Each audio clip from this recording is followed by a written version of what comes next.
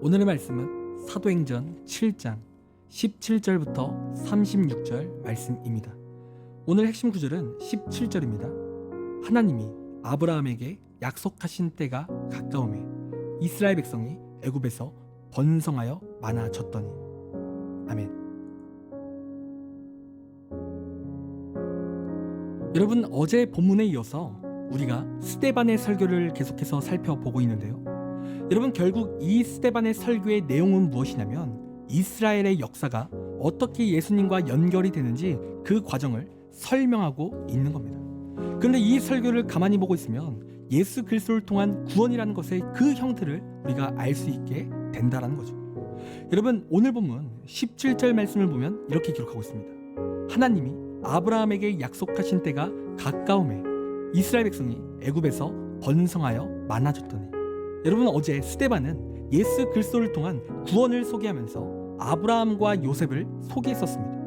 그리고 요셉을 통해 이스라엘 백성들이 애굽으로 피신하여 가뭄에서 살아남게 되는 은혜를 체험하게 된 거예요. 그리고 그러한 이스라엘을 향해서 오늘 본문 17절이 뭐라고 말합니까? 이스라엘 백성이 애굽에서 번성하고 많아졌다라고 하고 있다는 겁니다. 여러분, 얼마나 복됩니까?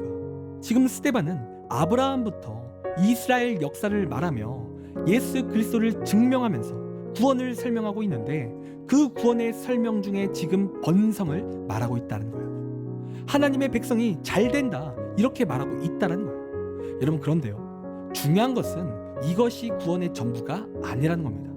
이 17절 말씀으로 끝나는 것이 아니라는 거예요.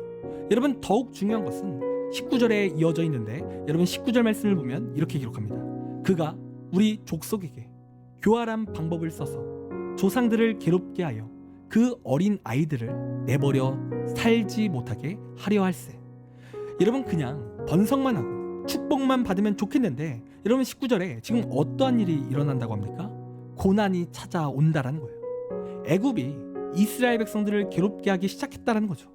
그러면서 애굽이 이스라엘을 노예로 삼았다라는 거예요.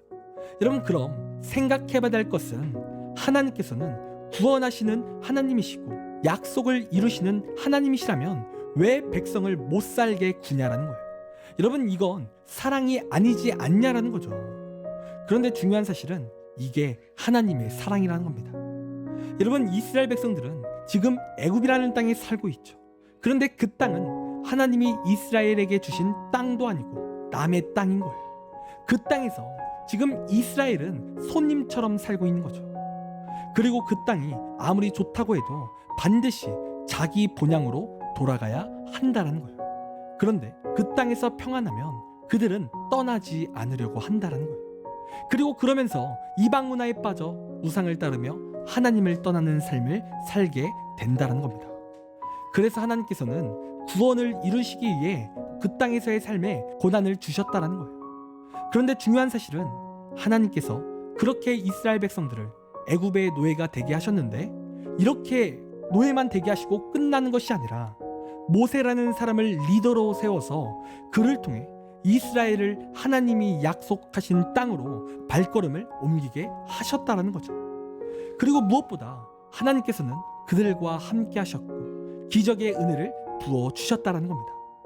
여러분, 이렇듯 하나님께서는 어떤 사람을 구원하고자 하실 때 여러분 고난도 허락하신 것을 알게 된다는 거예요.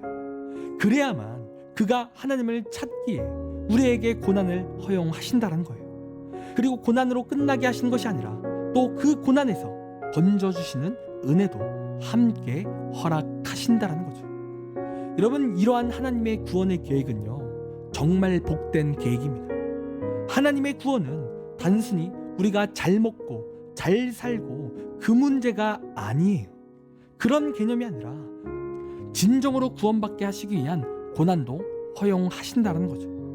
여러분, 태아가 그 엄마의 뱃속에 있으면 여러분 정말 최적의 환경이라고 합니다. 그 엄마 뱃속은 아이에게 있어서 최고의 온도와 최고의 좋은 영양분만 공급한다는 거죠. 그런데 여러분, 아무리 그 태아가 엄마 뱃속이 좋다고 그 뱃속에서 여러분 평생 살아야겠습니까? 여러분, 아니죠. 10달 후에 더 좋은 세상을 향해 나아가야 되는 거예요. 그러면서 태아가 엄마 뱃속에서 쫓겨나기 시작하는데 여러분 거기서 쫓겨나지 않으려고 발버둥을 쳐봐도 아이는 결국에 그 뱃속에서 나와야 한다는 겁니다. 더 좋은 세상을 향해 또 내 인생의 사명을 향해서 태아는 나아가야 한다는 거예요. 여러분 태아가 평생 엄마의 뱃속에 있으려 한다면 엄마의 뱃속은요 좋은 곳이 아니라 그곳은 사망의 처소가 되는 거예요. 그래서 태아는 고통스럽지만 엄마 뱃속에서 나와야 하는 거죠. 여러분 우리의 삶도 고난을 통해 하나님을 발견해야 되는 거예요. 내 삶에 진정으로 하나님을 찾게 하는 그 고난을 통해 하나님의 인도하심 가운데 나아가야 하는 거죠. 여러분 이렇듯 하나님의 구원은요 우리를 섭리하십니다. 우리를 이끄시는 거예요. 이스라엘의 고난을 주시고 또 모세를 통해 약속의 땅으로 발걸음을 옮기게 하시는 거예요. 여러분 그래서 이 시간 우리가 기억해야 될 것은 우리의 삶에 고난이 있을지라도 좌절해서는 안 됩니다. 그것은 하나님의 구원의 섭리입니다. 그리고 그 과정 가운데 하나님을 우리가 만나야 되는 거예요.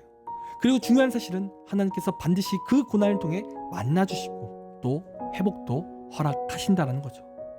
여러분 그러므로 이 시간 내 삶의 고난이 찾아올 때 하나님을 원망하고 하나님을 떠나는 것이 아닌 더욱 기도의 자리로 더욱 예배의 자리로 나아가 하나님을 발견하고 또 구원받는 백성이 되는 우리의 삶이 되기를 간절히 소원합니다.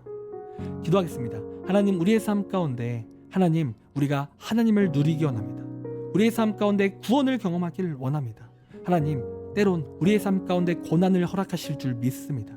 그 고난을 통해 하나님을 떠나는 것이 아니라 더욱 하나님을 발견하고 은혜를 찾는 우리의 삶이 될 수 있도록 인도하여 주시옵소서. 하나님 감사합니다. 사랑이 많으신 예수님의 이름으로 기도드립니다. 아멘.